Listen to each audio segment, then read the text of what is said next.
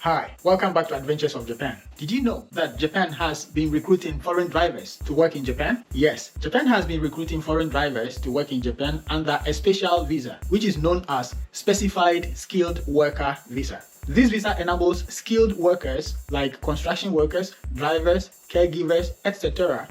to get employment from outside Japan and come to Japan with a work visa.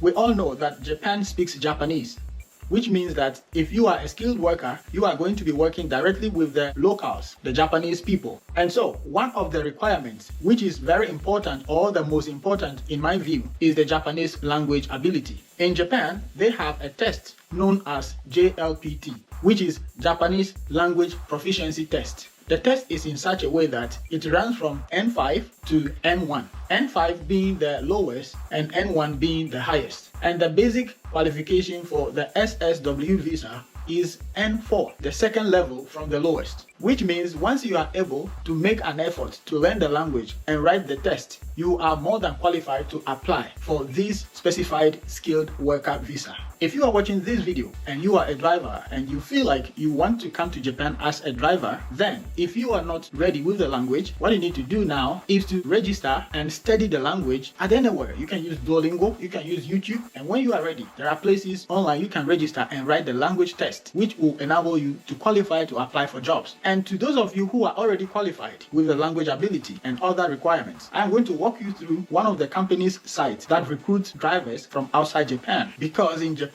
to get a job, you need a company that is licensed to recruit you, to give you that job, and that company will prepare the documents needed for your visa. One of the companies that recruit drivers for Japan is known as JAC Recruitment Company, and to get recruited you need to register on their website. I'm going to leave the link to the registration form in the description of this video. However, I'm going to walk you through how to go about it in this video, so stay tuned and watch till the end so that you don't miss out any information. And without much ado, let's head straight to that company's site.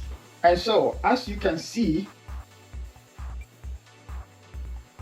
JAC Recruitment registration form for overseas residents. So you fill in the information, your name, and one thing also is, in Japan, they use only two names. As you can see in the example, Taro, Yamada, just two names. However, in my country, we have more than two names. We can use two names or more. Some people use as many as 4 names. I have 3.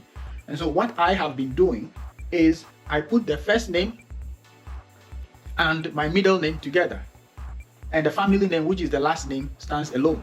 That is how I have been doing it. If it makes sense to you, you can also do same.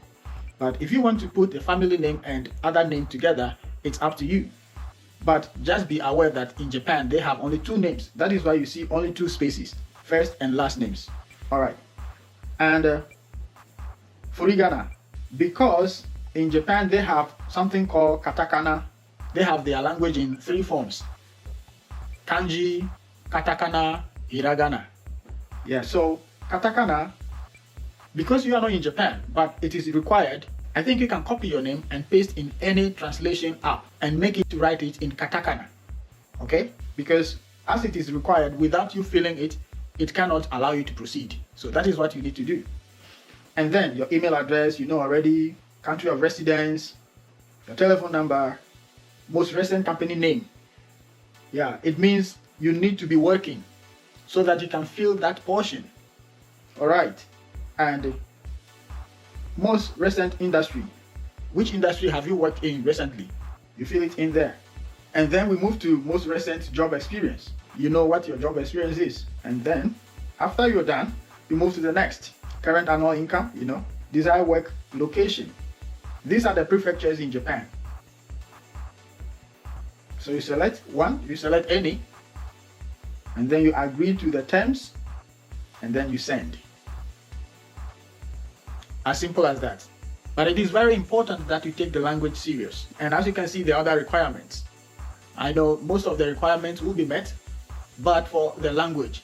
And so kindly take the language serious. You can check online. There are so many avenues, so many platforms to learn the Japanese language from. And this is why I think the teaching route is the most easiest for people who have bachelors. If you have a bachelor, you are good to go because you don't need much of a language test certificate. The basic one is enough. So I have made a lot of videos about the companies that recruit ALTs, that's assistant language teachers, how the application process is, and I have put them all in a playlist just to help you. And you can check the playlist here, this one on the screen, as you are seeing on the screen. Click on that playlist and you will find all those videos, how I passed my first and second interviews and how I got my visa the same day. They are all there. I wish you all the best. If you enjoyed watching this video up to this point, kindly subscribe, ring the bell so that you don't miss any updates that I bring the next time. That's it for now. I am always Mr. Don't Give Up, and I will see you in the next video.